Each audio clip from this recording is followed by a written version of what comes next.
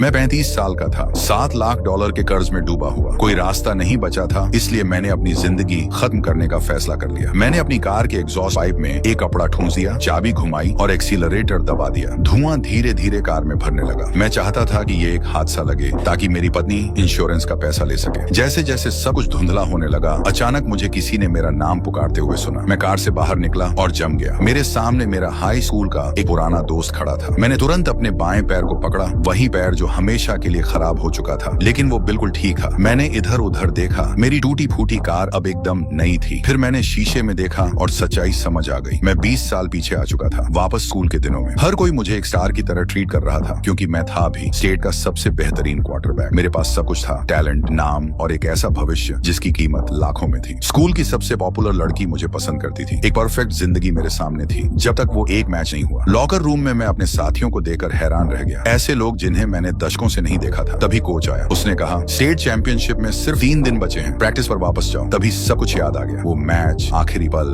जीत और उसी पल मेरा पैर बुरी तरह टूट जाना। उस दिन के बाद मेरी पूरी जिंदगी बदल गई थी। लेकिन अब मेरे पास दूसरा मौका था। मैदान पर सब कुछ अजीब लग रहा था। दिमाग अनुभवी था, लेकिन शरीर तैयार नहीं। मुझे अपना पोजीशन तक याद नहीं था। जैसे ही मुझे बॉल मिली, मैं जमीन पर गिरा दिया गया। दर्द तुरंत महसूस हुआ। ये सपना नहीं था। मैंने खुद को संभाला। सालों तक गेम देखने और सीखे हुए इंस्टिंक्ट्स की मदद से मैंने धीरे धीरे खुद को ढाल लिया। हर प्ले के साथ मैं बेहतर होता गया और फिर पूरे गेम पर मेरा कंट्रोल हो गया। हमने आसानी से मैच जीत लिया। सब थक चुके थे, लेकिन मैं पहले से ज्यादा जिंदा महसूस कर रहा था। मैं कोच के पास गया और एक और राउंड के लिए कहा। वो मुझे पागल समझने लगा। शायद उसे लगा मैं कुछ गलत ले रहा हूँ। उसके जाने के बाद मैंने उसे देखा। मेरी पत्नी, या यूं कहूँ वो लड़की जो आगे चलकर मेरी पत्नी बनने वाली थी, वो वैसी ही थी, सीधी, थोड़ी अनाड़ी। मैंने उसका नाम लिया। वो मुझे देखकर हैरान रह गई। बिल्कुल सही, हम अभी तक मिले ही नहीं थे। स्कूल के बाद मेरी गर्लफ्रेंड मुझसे मिलने आई। उस वक्त वो मुझे दुनिया का सबसे खास इंसान मानती थी। जब वो हमारे भविष्य के बारे में बात कर रही थी, मैंने उससे एक सवाल पूछा, अगर मैं घायल हो जाऊं तो, अगर मैं प्रोफेशनल नहीं बन पाया तो? उसने कहा, ऐसा मत सोचो, तुम सबसे अच्छे हो, तुम्हें कुछ नहीं होगा। उसने सब सही बातें कही, वादा भी किया कि वो हमेशा साथ रहेगी। लेकिन मुझे सच्चाई पता थी, वो मुझसे नहीं, मेरे भविष्य से प्यार करती थी। जिस दिन मेरा सब कुछ खत्म होता, वो भी मुझे छोड़ देती। उसके जाने के बाद मैं घर पहुंचा। दरवाजे पर मेरा पुराना कुत्ता चुपचाप लेटा हुआ था। मैं उसके पास बैठा और उसे प्यार से सहलाया। तभी मेरी माँ बाहर आई। वो थकी हुई लग रही थी, कमजोर, और अचानक मुझे सब याद आ गया। पिछली जिंदगी में वो काम करते करते खुद को खत्म कर चुकी थी। मैं खुद को रोक नहीं पाया। मैं आगे बढ़ा और उसे कसकर गले लगा लिया। इस बार मैं सब कुछ खोने नहीं दूंगा।